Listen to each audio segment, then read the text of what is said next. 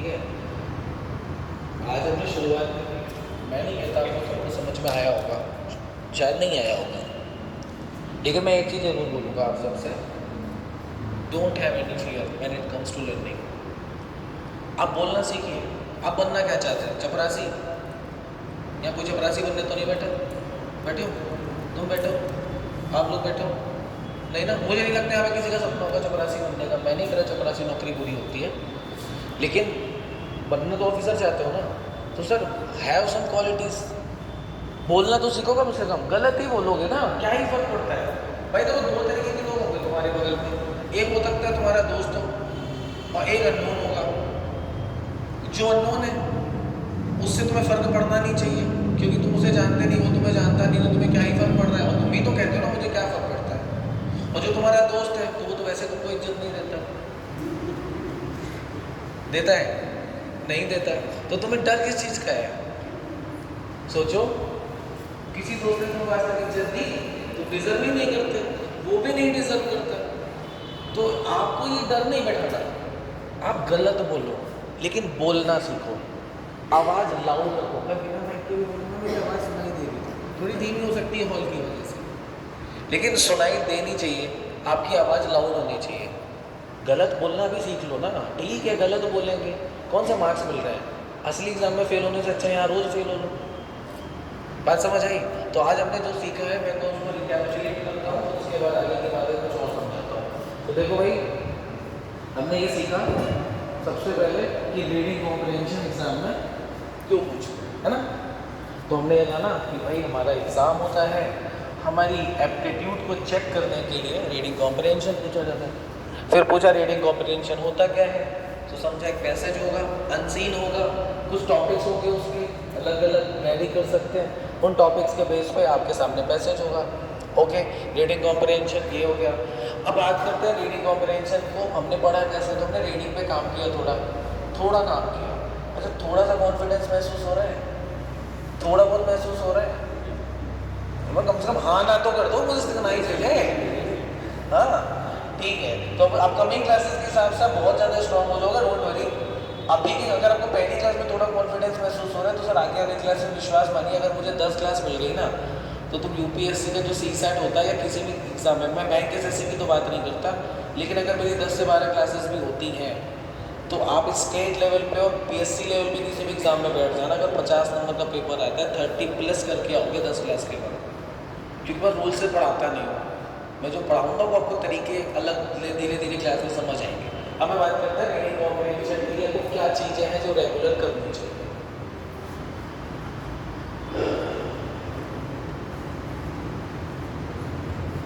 What to do, क्या करें वो सोल्व करने के लिए, तो समझो। फर्स्ट ऑफ ऑल,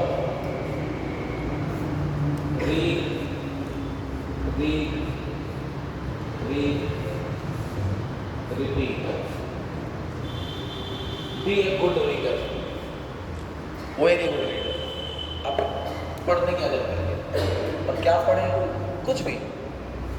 मैं नहीं मानता आपको हिंदू पढ़ना चाहिए, मैं नहीं कहता आप इंडियन एक्सप्रेस पढ़िए, कुछ आप कुछ भी पढ़िए। अब एनसीईआरटी से पढ़िए, जीएस भी अच्छी हो जाएगी, इंग्लिश भी अच्छी हो जाएगी।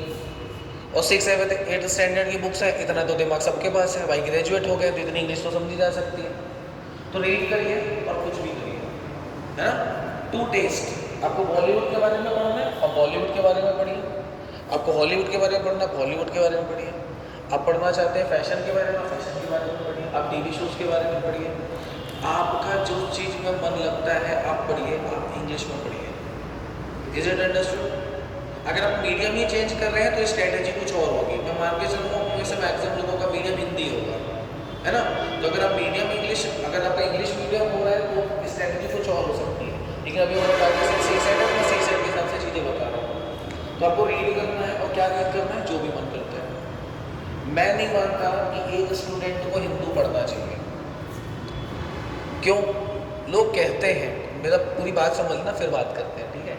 तो लोग कहते हैं कि अगर इंग्लिश अच्छी करनी है तो इंग्लिश न्यूज़पेपर पढ़ो, है ना। कहा होगा आप सभी लोगों ने, हिंदू पढ़ो, इंडियन एक्सप्रेस पढ़ो। मुझे समझ नहीं आता वो उस इंसान ने खुद भी न्यूज़पेपर पढ़ा है। न्यूज़पेपर पढ़ने की पहली शर्त ही है कि आपकी इंग्लिश अच्छी होनी चाहिए। न्यूज़पेपर पढ़ के इंग्लिश अच्छी नहीं होती है। The Hindu, the Indian express पढ़ने की पहली शर्त है कि तुम्हारी इंग्लिश अच्छी हो, उसके बाद तुम उसको समझ पाओगे। नहीं तो तुम सिर्फ खरीद के रख रहे हो, समझ तुम्हें कुछ नहीं आ रहा है। तो उसके लिए शुरुआत करनी होती है, वो आप NCERT से या बच्चों की किताबों से करिए। धीरे धीरे आपका लेवल बनेगा और एक समय आएगा 3-4 महीने बाद कि आपको पेपर समझ में आने लग जाएगा। नहीं, इतने नहीं लगते। आपको तरीका पता नहीं न्यूज़पेपर पढ़ते कैसे, मैं आपको बताऊंगा न्यूज़पेपर पढ़ते कैसे। आप 60 मिनट में हिंदू खत्म कर सकते हैं। मैं पिछले 6 साल से न्यूज़पेपर ना हिंदू पढ़ रहा हूँ। पेड़ सर नहीं, वो वाली बात नहीं है। क्यों? तरीका होता है, हर चीज़ नहीं पढ़नी होती ना। अभी मैं आके आपको 10 रूल लिखा था तो आपको इतना कॉन्फिडेंस भी नहीं आता जितना आ गया। थोड़ा बहुत तो आ ही गया, 2-4-5%। क्यों? क्योंकि तरीका बताया आपको कि तरीका क्या होता है। इसी तरीके से न्यूज़पेपर पढ़ने का भी तरीका होता है, वो भी हमारे में होता है। वो मैं आपको एक सेशन में बताऊंगा कि न्यूज़पेपर कैसे पढ़ा जाता है, क्योंकि यही नहीं पता होता कि न्यूज़पेपर कैसे पढ़ना है, पढ़ रहे हैं कुछ भी। खैर, तो पहली चीज़ तो है कि रीड करना है और कुछ भी रीड करना है। मेरी रिकमेंडेशन आप सबको होगी, आप NCERT पढ़िए। क्यों पढ़िए? 2 फायदे हैं। पहली चीज़ तो आपकी इंग्लिश अच्छी हो जाएगी और चीज़ अच्छी हो जाएगी। अगर आपने आज तक इंग्लिश नहीं पढ़ी तो स्टार्ट फ्रॉम NCERT। इसमें और जनरल बुक्स में फ़र्क क्या है? बहुत बड़ा फ़र्क है। फ़र्क इतना है कि देखिए, अगर आपको एक मान लो आपको हीरो होंडा दे दी जाए चलाने को, तो हीरो होंडा तो कोई भी चला लेगा, है ना। आपको हायाबुसा दे दी जाए, चलो बहुत बड़ी बाइक होगी, 250 सीसी की अपाचे दे दी जाए 220, क्या तुरंत चला लोगे? नहीं चला पाओगे। मतलब थोड़ी बहुत दिक्कत तो आएगी स्टार्टिंग में। तो जो NCERT है ना, वो आपको जो मदद करता है वो आपको नॉलेज के बेसिस पे बस मदद नहीं करता। पहली चीज़, NCERT इसमें स्टोरीज़ है, जो भी वहाँ पे लिखा गया है वो स्टोरीज़ है। और उसके क्लास होगी में हो गया हो गया 2 मिनट 2 मिनट, ठीक है। सो वहाँ पे स्टोरीज होती हैं।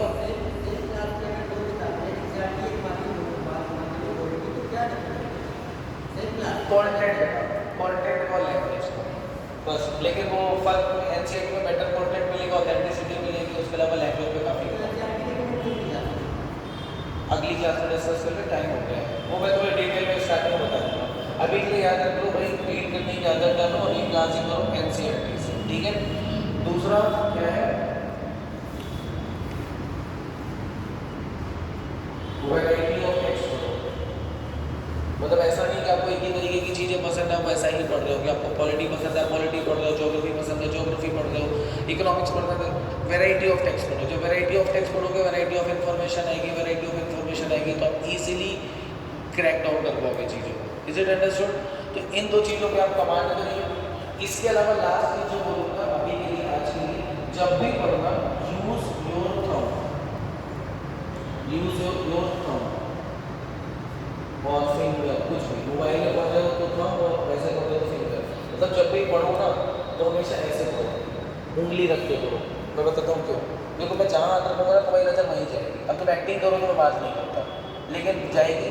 फोकस अच्छा होता है आपकी। ऐसा नहीं होगा पढ़ते पढ़ते 4थी लाइन में आके 5वीं लाइन में आगे, ठीक है। तो जब भी पढ़िए तो आप पेंसिल को, पेंसिल मतलब पेन वगैरह कुछ भी यूज़ कर सकते हो, नहीं तो पेंसिल को या अपनी फिंगर को यूज़ करके पढ़िए और आपकी रीडिंग अच्छी होगी। नेक्स्ट क्लास हम लोग जानेंगे अपनी रीडिंग कैसे स्ट्रॉन्ग करनी है, रीडिंग कॉम्प्रिहेंशन की भी प्रैक्टिस करेंगे, ठीक है। चलिए मिलते हैं।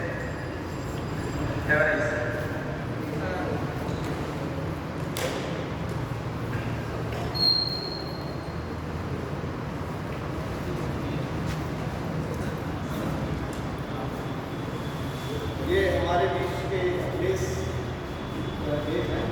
आप लोगों का अपना कुछ अनुभव साझा करना चाहते हैं, ठीक है। तो ये सही ढंग से स्टडी वही है कि जब हम सामने वाले की कुछ बातें सुने, आपने भी कुछ बातें बताएं, तो 5 मिनट और 10 मिनट के लिए ये मंच चाहिए था, तो ठीक है। तो आप लोग भी लोग पूरे दिन से आमंत्रित हैं, जब भी कभी किसी को अपनी बातें रखनी है अपने सब दोस्तों के सामने, तो 10 मिनट सभी लोग थोड़ा सा धैर्य के साथ इसकी बातें सुनेंगे। इसको रुकना होगा, इतना ज़्यादा सोच भी नहीं कि इसकी बातें करना है। अगर इसकी मन की बातें कोई जानना चाह रहा है, क्या ये करने वाला की बात आप जो कुछ बातें रखना चाहते हैं तो इसको अपने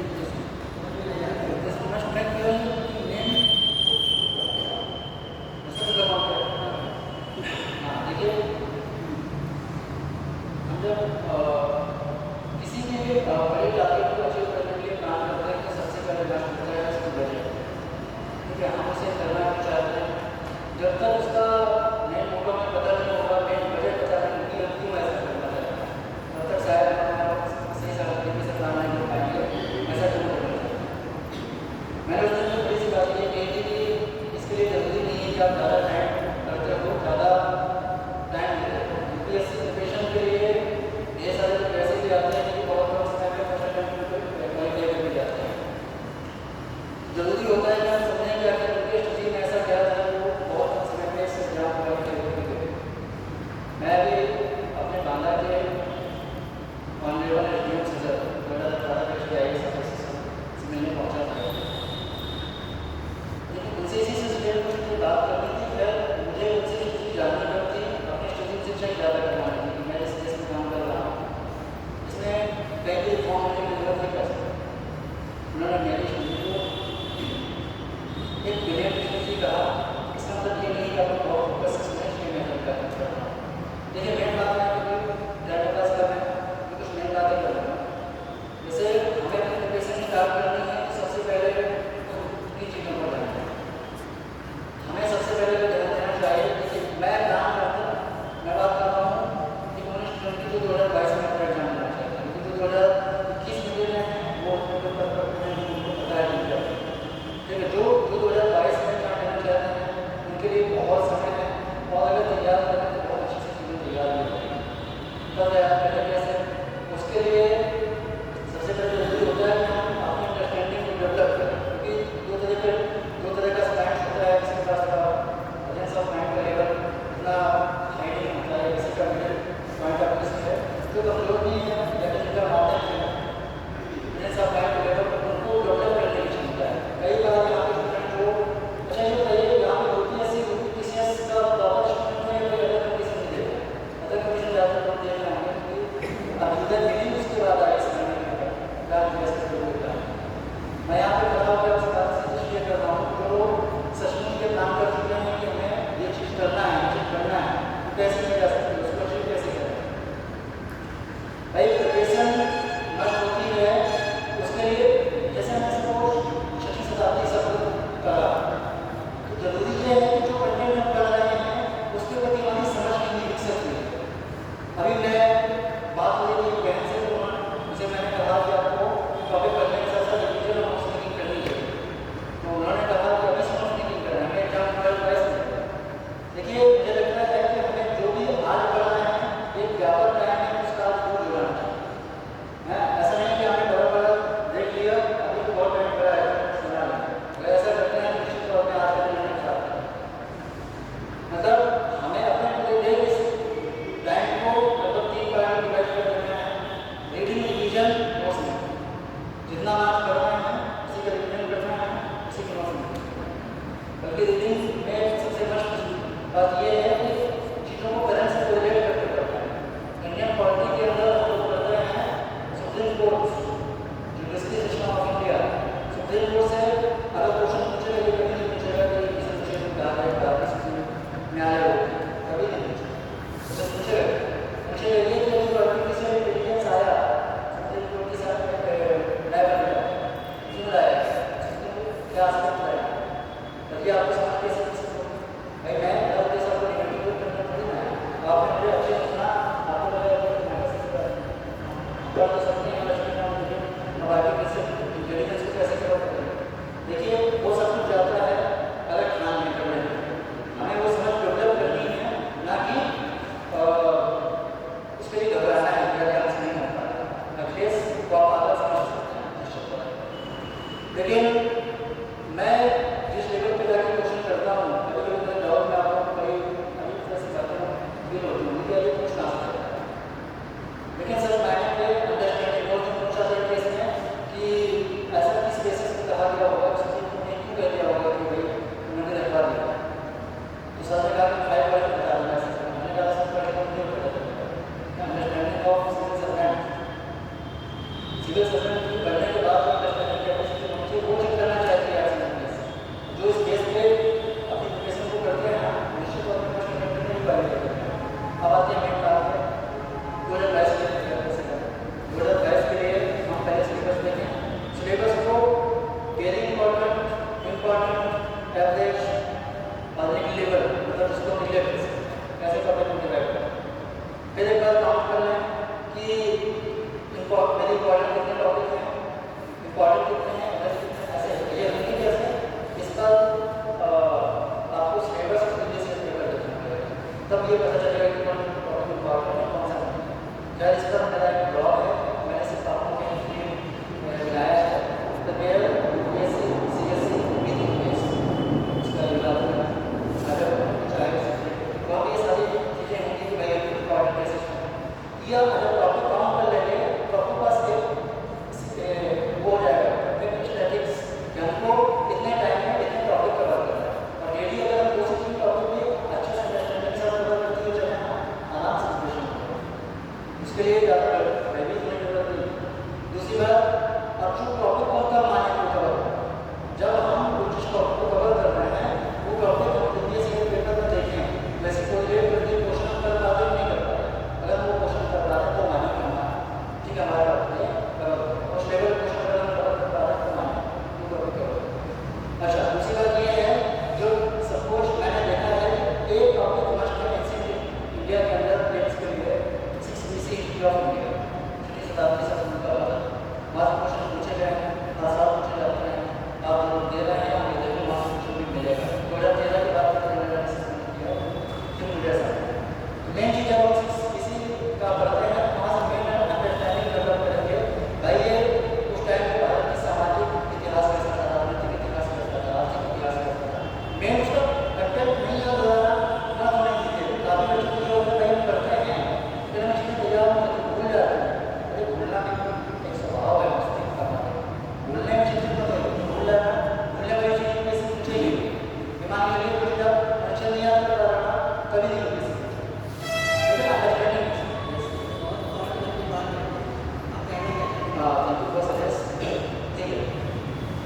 मैं और शॉर्ट में आता सुबह से मैं बात कर रहा हूँ इंग्लिश टॉपिक में कवर कर रहा हूँ उसके बुलेट नोट रेडी करिए डिटेल्स में नहीं नोट कैसे रेडी करनी है वो आपका अपना तरीका हो सकता है, लेकिन रजिस्टर तरीका मैं जिसको मानता हूँ एक किसी प्रॉपर रजिस्टर में नोट मेंटेन करिए, A4 साइज का पेपर ब्लैक में आप मेन साइज रेडी करिए, A4 साइज का पेपर आप ड्राइव या फिर गूगल से ले लीजिए, जैसे किसी का नोट मेंटेन करें 2 पेज निकाला और नोट्स बनाया, इसमें छेद करके पंच कर लिया उसको इस तरह की पहले मतलब सेक्शन कर लेते हैं। अगर हमने ऐसा कर लिया ना तो जो 5 घंटे पढ़ा परफेक्ट उसका काम हो गया, जब अगर उसको रिवाइज करना चाहें तो हो जाएगा।